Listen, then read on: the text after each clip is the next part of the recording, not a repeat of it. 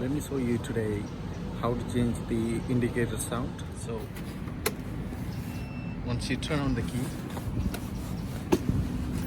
here, just like count 3, 1, 2, 3, 1, 2, 3, 1, 2, 3, 1, 2, 3. See that change? 1, 2, 3, 1, 2, 3, 1, 2, 3.